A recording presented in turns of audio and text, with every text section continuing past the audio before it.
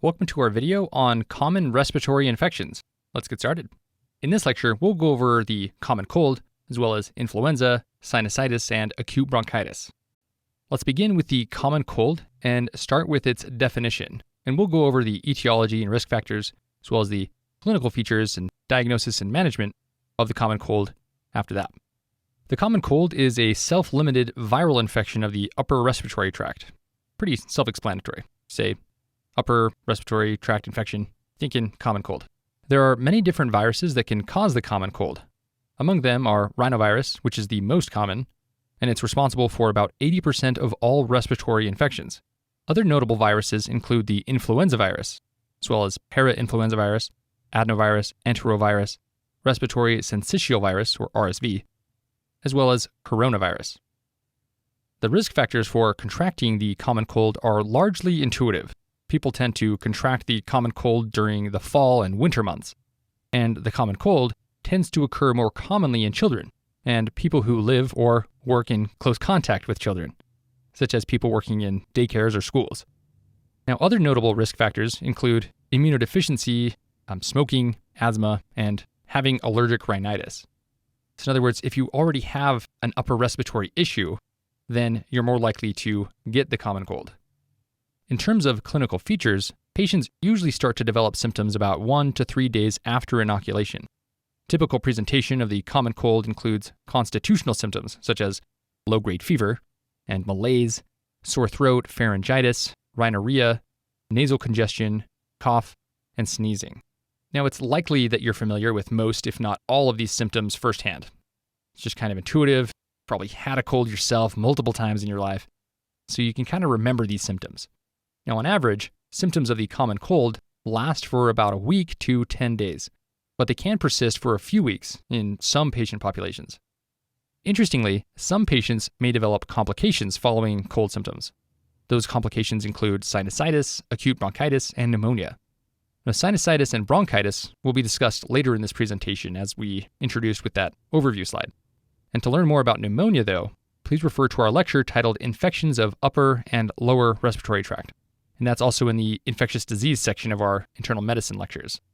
The common cold is largely a clinical diagnosis, and it's based on historical and physical exam findings. Now, if there's sufficient clinical suspicion, clinicians may consider ruling out other diagnoses. Now, if there is sufficient clinical suspicion for another diagnosis, you can consider ruling those out, because some other conditions actually present similar to the common cold, such as strep throat. Both can have pain, pharyngitis. Where the common cold is a result of postnasal drip, usually, strep throat can also cause that same discomfort. So, in other words, you see somebody with symptoms that look like the common cold, diagnose it clinically, but be thinking of other diseases like strep throat that might appear similarly. The common cold is a self-limited disorder with a good prognosis, as you're likely aware, having had it and survived it so many times. So its management is usually limited to symptomatic therapy. That can include decongestants and antitussives. And it's important to know that antibiotics are not useful in management of the common cold because it's a virus. In an adult patient with pharyngitis, what additional clinical features would be suggestive of streptococcal pharyngitis rather than a viral pharyngitis? Both on exams and in practice, clinicians are often asked to discriminate between pharyngitis of viral etiology and pharyngitis of streptococcal etiology. To make this distinction more straightforward and systematic, clinicians developed the Centaur criteria. The Centaur criteria is a collection of clinical features that are more suggestive of strep throat rather than the common cold. The criteria include fever, tonsillar exudates, tender cervical lymphadenopathy, and absence of cough. Presence of 2 or more of these features is suggestive of strep throat and warrants further laboratory investigation. Now, to learn more about strep pharyngitis and the Centaur criteria, please refer to our lecture titled Pharyngitis and Tonsillitis from the infectious disease section of our internal medicine lectures. Let's move on to influenza. As with the common cold, we'll cover all of these aspects of this disease, and we're going to start with definition. Influenza is a communicable viral illness that can affect the upper and lower respiratory tracts. Among the 4 known types of influenza viruses, the influenza A virus and the influenza B virus are the 2 that cause disease in humans. Influenza A is further divided into multiple variants, which are defined by a unique combination of hemagglutinin protein and a neuraminidase protein. For example, the H1N1 flu pandemic of 2009 was caused by an influenza A virus that consisted of the hemagglutinin protein type 1 and neuraminidase protein type 1, H1N1. Because of the many different types of hemagglutinin and neuraminidase proteins and the extremely high rate of mutations, it's particularly difficult to develop treatments and lasting vaccines against the influenza virus, which is why in the United States, you get another vaccine every year. The risk factors for contracting the influenza virus are similar to those of the common cold, and they're just as intuitive. So patients are more likely to contract influenza during the flu season, which takes place over the fall and winter. The virus tends to be more prominent in patients at the extremes of age, particularly in the setting of immunodeficiency or significant comorbidities, such as chronic lung or chronic heart disease. Lastly, individuals who choose not to receive the annual influenza vaccine are also at greater risk for contracting the influenza virus and experiencing a more severe course of illness. One of the key ways to distinguish influenza from other respiratory illnesses is the abrupt onset of symptoms, such as high fever, malaise, and myalgias, very abruptly. Otherwise, its clinical presentation is pretty similar to the common cold, as patients can present with a sore throat, pharyngitis, rhinorrhea, nasal congestion, cough, and sneezing. So again, you're having a patient here with you with these viral symptoms that aren't specific, but it's abrupt and they have a high fever. You're starting to think more about influenza as opposed to the common cold. One of the reasons why the annual influenza vaccine is so highly recommended is to help patients avoid the serious complications associated with the virus. Now, influenza pneumonia, or a secondary bacterial pneumonia, are among the most common complications that can be caused by influenza. Other notable complications include exacerbation of chronic obstructive pulmonary disease, COPD, as well as myositis or carditis, encephalitis, transverse myelitis, and Guillain-Barré syndrome. So you don't want to get these, and getting the flu vaccine actually helps prevent this. Now, patients who are pregnant or elderly or immunocompromised are at a particularly high risk of developing these complications following an influenza infection, and that's fairly intuitive, especially elderly and immunocompromised patients. Influenza is largely a clinical diagnosis that's based on suggestive history and physical exam findings, especially during the flu season. So you're going to have high suspicion for this based on just what you see in clinic. Now, for that reason, always take notice, like on a board exam, if the examiners list the months of fall or winter in the question stem, because that's likely a clue pointing you towards influenza. Now, available confirmatory tests include rapid tests, such as the Rapid Influenza Antigen Test, or RT-PCR, as well as a more definitive but time-consuming test, such as a viral culture. Now, since pneumonia is one of the most common complications of influenza, a chest X-ray, if there are clinical findings suggestive of pneumonia, such as focal crackles on auscultation or journalist percussion, should be ordered. Here's what a chest X-ray could look like in a patient with influenza. Though influenza pneumonia usually results in diffuse interstitial infiltrates on chest X-ray, remember that bacterial superinfections are common and may lead to more focal opacities, such as that seen in this patient's right lower lobe. In the case of this particular patient, there was a superinfection with Haemophilus influenzae following the initial influenza pneumonia, so you get this appearance of this consolidation on the chest X-ray. The most important step in management of influenza is to encourage all eligible patients to take the annual influenza vaccine prior to the flu season. So it's like really preventative. And if patients do contract the virus, most are managed with symptomatic therapy, often using antipyretics and antitussives. However, in special circumstances, neuraminidase inhibitors such as oseltamivir and zanamivir can be used to reduce the morbidity of the virus. And there are two specific indications that are high yield to know for the boards and for clinical practice. First, neuraminidase inhibitors must be given to all high-risk individuals, regardless of the time of symptom onset.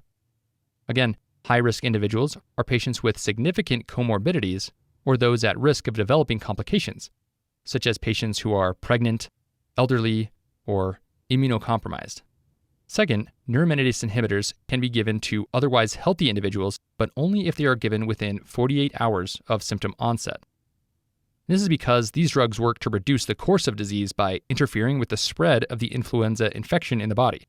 If the infection is allowed to spread over 48 hours, like beyond that hour, then even healthy patients won't benefit from neuraminidase inhibitors. Lastly, as with all other viral illnesses, clinicians should avoid using antibiotics, and where appropriate, they should strive to educate patients about the futility of antibiotics in treatment of viral illnesses. So, avoiding antibiotics is obvious to you as a clinician, but it's always important to educate the patient as well. A 23-year-old male presents with an upper respiratory infection, presence of which clinical features would be more suggestive of influenza rather than the common cold. As stated earlier, one of the key ways of distinguishing influenza from other respiratory illnesses, such as the common cold, is the abrupt onset of symptoms, which includes high fever, malaise, and myalgias. Examiners often use this distinction in clinical vignettes, so it's important to notice it and utilize it to get the right answer. So, abrupt onset. Let's move on to sinusitis. And again, we're going to go over all of these features of sinusitis, just like we did with the common cold and influenza. We're going to start with the definition of sinusitis. Simply put, sinusitis is inflammation and edema of the sinuses. It's synonymous with the term rhinosinusitis, which is a newer term that's becoming more and more popular because clinicians have realized that sinusitis without rhinitis is actually pretty rare. By way of reviewing the anatomy, here's an image to illustrate the anatomic locations of the 4 sinuses that can harbor the infection. Those are the frontal sinus, the sphenoid sinus, the ethmoid air cells, and the maxillary sinus. And these areas can actually be painful in sinusitis. The most common etiology of sinusitis is actually a viral infection, and in fact, about 90% of patients with colds have concurrent signs or symptoms suggestive of sinusitis. So, as with other upper respiratory infections, the notable culprits include rhinovirus and influenza virus. And sinusitis can also be a result of a bacterial infection, or fungal infection, or an allergic reaction to allergens like animal dander or dust. But let's go back to the bacteria.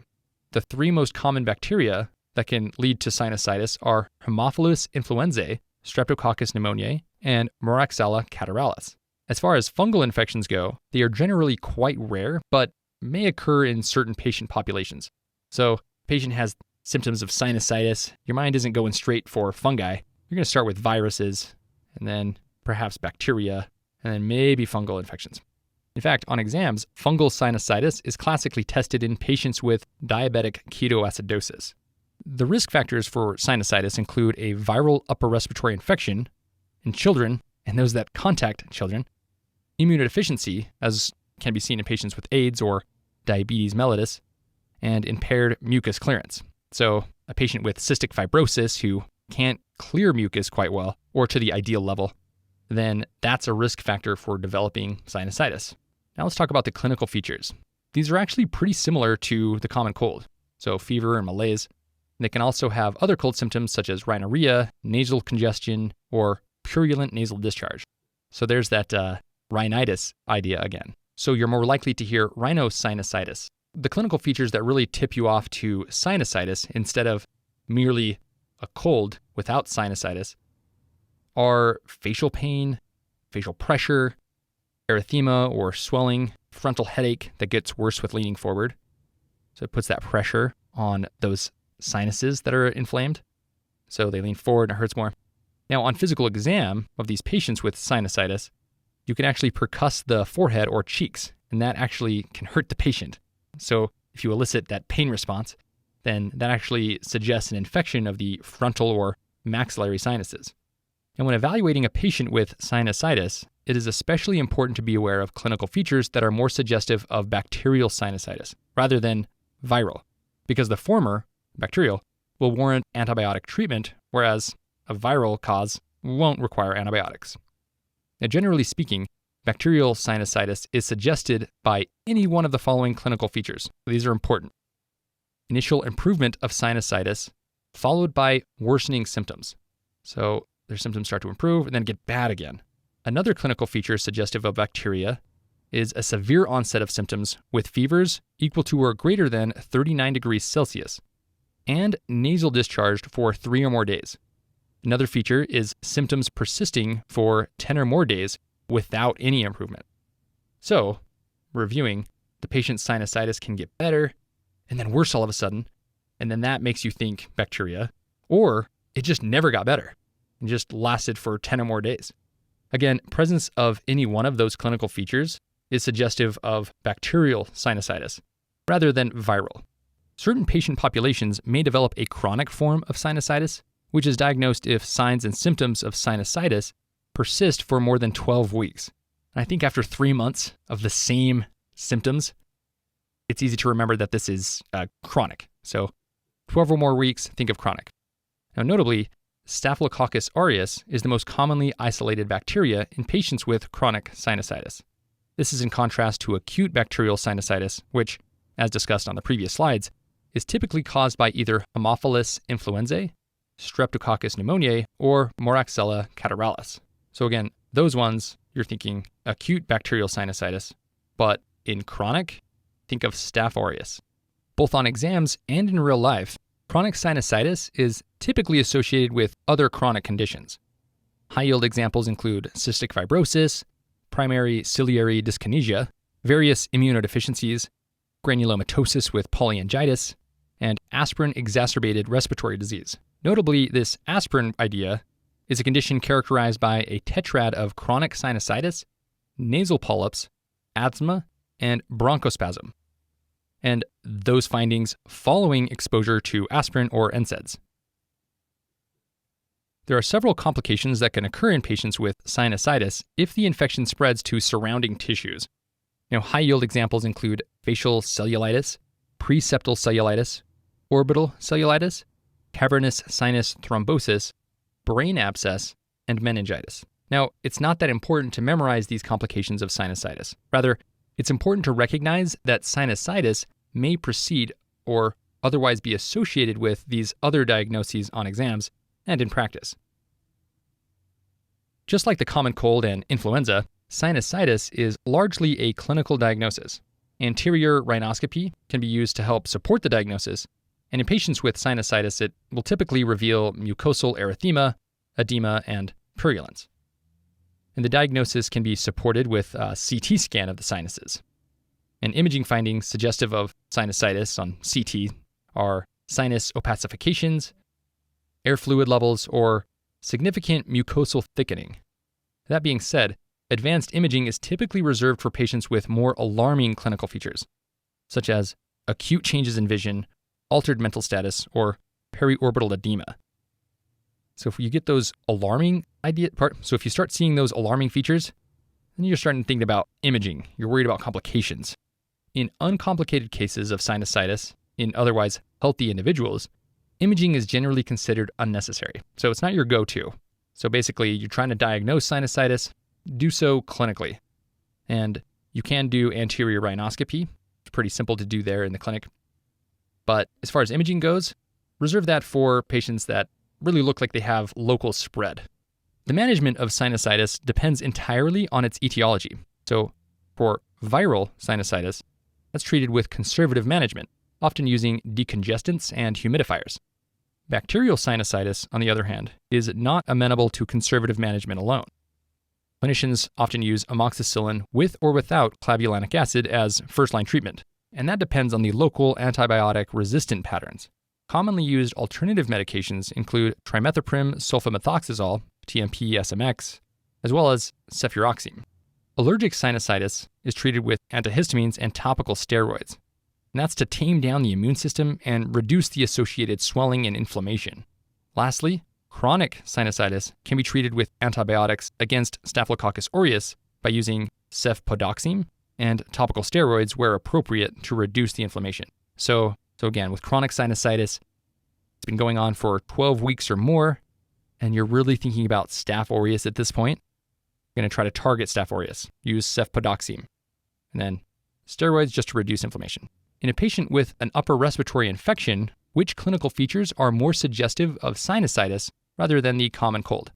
As mentioned earlier, clinical features that are more suggestive of sinusitis include facial pain, pressure, erythema, or swelling, as well as a frontal headache that gets worse with leaning forward, and tenderness to percussion of the forehead or cheeks. Examiners will often use these clinical features to clue students into a diagnosis of sinusitis rather than a simple common cold. Hence, it's important to lock away those suggestive features and pick them out from question vignettes. Let's move on to acute bronchitis. Again, we're going to go through all of these features of acute bronchitis, like we did with the other pathologies, starting with definition. Acute bronchitis is defined as acute inflammation of the bronchi of the lungs that leads to a persistent cough that lasts for more than 5 days. In about 95% of cases of acute bronchitis, the etiology is a viral infection, for example, with a rhinovirus or an influenza virus. Other less common etiologies include bacterial infections, for example, with Haemophilus influenzae, and irritants, such as smoke or polluted air. In terms of risk factors, the vast majority of patients who go on to develop acute bronchitis have a preceding respiratory infection. Hence, acute bronchitis is more commonly seen during the flu season, as in during fall and winter, and it develops more commonly in people with chronic obstructive pulmonary disease, particularly patients with asthma. As stated earlier, the primary clinical feature of acute bronchitis is a persistent cough that lasts for more than 5 days. Importantly, the sputum may or may not be purulent or blood-tinged. It's important to point out that purulent or blood-tinged sputum is not necessarily an alarming feature. Even mild pulmonary viral infections can lead to sufficient inflammation and damage to the pulmonary epithelium to taint sputum with noticeable purulence or blood. In other words, purulence is not always a sign of a bacterial lung infection, and blood is not always a sign of lung cancer or pulmonary embolism. In addition to cough, patients may also present with mild constitutional symptoms, such as a low-grade fever. That being said, if patients present with severe systemic symptoms, such as high fevers or chills, it would be more suggestive of a serious diagnosis, such as pneumonia. Now, physical exam findings that suggest acute bronchitis include diffuse wheezing and crackles that clear with coughing. So you can kind of cough, cough, cough, and then those crackles go away and starts to sound clearer. Notably, there shouldn't be any focal findings, such as dullness to percussion on pulmonary examination. It should all sound the same when you're percussing their chest. This is because focal findings are more suggestive of a consolidation within the lung, which in turn would be more consistent with pneumonia, rather than acute bronchitis. Acute bronchitis is largely a clinical diagnosis based on a thorough history and a physical exam. That being said, clinicians can and should order a chest x-ray if they are suspecting pneumonia. And you're suspecting pneumonia if they have those alarming symptoms. For example, super high fever, or any evidence of consolidation on exam. Here's what the chest x-ray would look like in a patient with acute bronchitis. It's normal. And here's what the chest x-ray could look like in a patient with pneumonia. Note the significant consolidation in the upper lobe of the right lung. What signs and symptoms should prompt suspicion of pneumonia rather than bronchitis? Now, pneumonia is more likely than acute bronchitis if the patient presents with high fevers, chills, tachycardia, tachypnea, and any signs suggestive of a consolidation in the lungs, such as focal crackles or dullness to percussion. Additionally, clinicians should have a higher index of suspicion for pneumonia if evaluating elderly patients or patients with advanced lung disease, such as those with long-standing history of COPD. Acute bronchitis is usually a self-limited disorder, although the cough may sometimes persist for as long as 3 weeks. The management for most patients is with symptomatic therapy, for instance with bronchodilators or antitussives. Notably, inhaled bronchodilators are particularly useful for patients with underlying chronic obstructive pulmonary disease, such as patients with asthma. Now, since the vast majority of cases of acute bronchitis are viral in nature, antibiotics are generally not recommended in otherwise healthy adults. Now, this is a very important point to remember, because examiners often tempt students by offering antibiotics as the correct answer for management. Don't fall for that trap. Many clinical trials have tested the utility of antibiotics in management of acute bronchitis, and none were able to demonstrate a significant benefit in otherwise healthy adults. Hence, antibiotics will almost never be the right choice for management of acute bronchitis on the test. Instead, what is often useful is to recommend lifestyle changes to patients. For example, smoking cessation, if they smoke. Generally speaking, the healthier the lungs are to begin with, the less likely it is for the patient to experience significant morbidity following an episode of acute bronchitis. What is the difference between acute bronchitis and chronic bronchitis? As stated earlier, acute bronchitis is defined as acute bronchial inflammation that leads to a persistent cough that lasts more than 5 days. Chronic bronchitis, on the other hand, is defined as productive cough for at least 3 consecutive months in at least 2 successive years, and it's considered a form of chronic obstructive pulmonary disease. Though these two diagnoses may appear similar, their presentation and management are vastly different. In other words, chronic bronchitis is not just a more chronic version of acute bronchitis. Now, to learn more about chronic bronchitis, refer to our lecture titled Obstructive Lung Diseases from the pulmonary section of our internal medicine lectures. Now let's wrap up with a board-style question. A 19-year-old otherwise healthy male comes in to the urgent care with a chief complaint of a bad cold and fever. He says he developed a sore throat, runny nose, terrible fatigue, and a headache yesterday, which has worsened considerably since then. Blood pressure is 131/83, pulse is 85, respiratory rate is 18 breaths per minute, and temperature is 40.2 degrees Celsius. The patient has pharyngeal erythema without tonsillar exudate on physical examination. Lungs are clear to auscultation and percussion bilaterally. There is no cervical lymphadenopathy. Examination of the nares reveals erythema, edema, and purulent nasal drainage. Percussion of the patient's cheeks elicits severe tenderness. Which of the following is the next best step in management of this patient? A. Amoxicillin clavulanate. B. Intranasal steroids. C. Oseltamivir. D. CT scan of the sinuses. Or E. Plain film of the sinuses. Okay, the correct answer is A. Amoxicillin plus clavulanate, or clavulanic acid. This is a case of an otherwise healthy male who developed an acute upper respiratory infection with a very rapid and severe onset, as evidenced by considerable worsening of symptoms over a course of a day. And the current temperature is 40.2 degrees Celsius. These clinical features, combined with findings of purulent nasal drainage and severe tenderness to percussion of his cheeks on physical examination, should raise suspicion for acute bacterial sinusitis. Recall from this slide that the clinical features of sinusitis include purulent nasal discharge, facial pain, and tenderness to percussion of forehead or cheeks, among other cold symptoms. Recall from this slide that bacterial sinusitis is suggested by the presence of any one of the following clinical features. And since our patient had a rapid and severe onset of symptoms, with a recorded fever in clinic of over 39 degrees Celsius, his presentation is strongly suggestive of an acute bacterial sinusitis. And as we learned on this slide, the first-line treatment for bacterial sinusitis is amoxicillin with or without clavulanic acid, or clavulanate. So this is exactly why option A is correct. Now option B, intranasal steroids, is incorrect because they are usually used in treatment of allergic sinusitis, not bacterial sinusitis.